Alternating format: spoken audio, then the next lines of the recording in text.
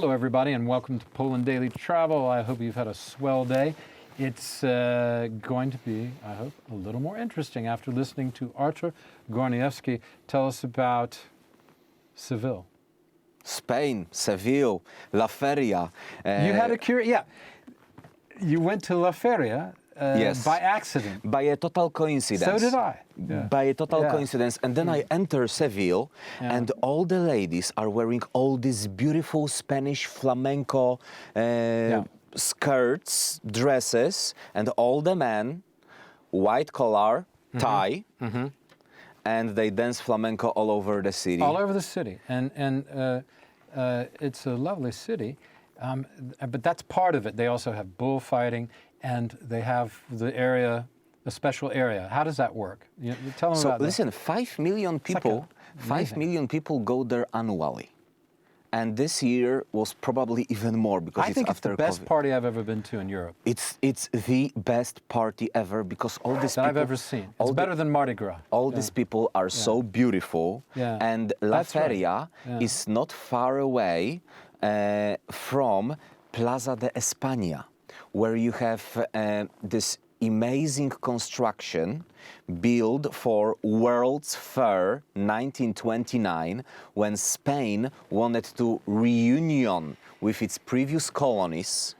So this amazing architecture, square, water, and all the carriages and the park, and you just cross the bridge and go to La Feria festival area. So just to make sure, there are like tents. So if you work for a corporation, if you work for a TV, for instance, then your TV company has its own tent over there. So you meet all your colleagues, everyone dressed up in these beautiful clothes. You have as much sangria as Spain can produce in Not a only year. sangria, they have another special drink, don't they?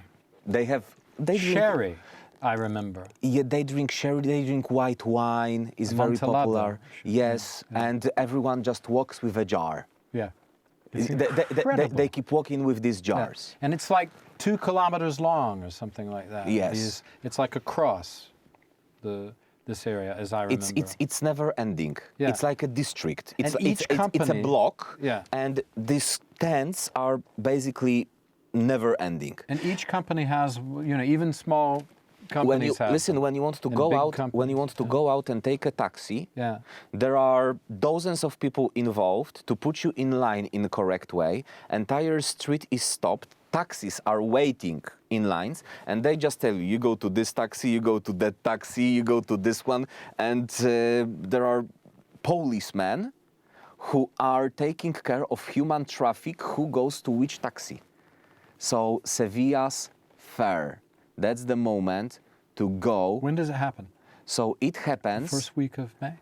Oh. It happens in April. Oh, it's April, was it? It's in April. And See, I don't even remember. I was you there. just I gotta remember when I go went there and Yeah. go to these tapa It's the places. last week of April, then. Something like that?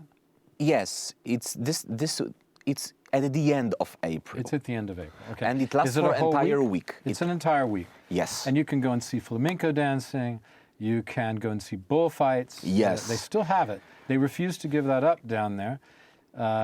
Do they? I don't know if they always kill the bull anymore, but Well, that's something that wouldn't be my biggest passion personally, but just watching Spanish people, say 5 million of them, dressed up in traditional clothes, that's something that can be valued. It's that you can actually go and see the culture of the country, yeah.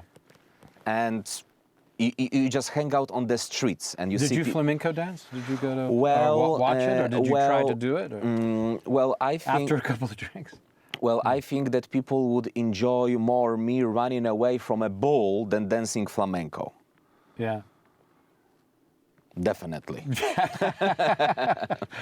Yeah, I remember going to that. The thing is about bullfighting, I don't want to draw too fine a line under, is they do it there. And if you want to see what they do and what they've been doing for centuries, go and watch. Go and take part at least once in that atmosphere. It's no worse, and in fact, it's more civilized than what we do to each other in war. Sevilla, Yeah. Alcazar, longest ever used in Europe royal Palace. Tell us about that. And there's a great cathedral there as well. The architecture of Seville Yes. is amazing.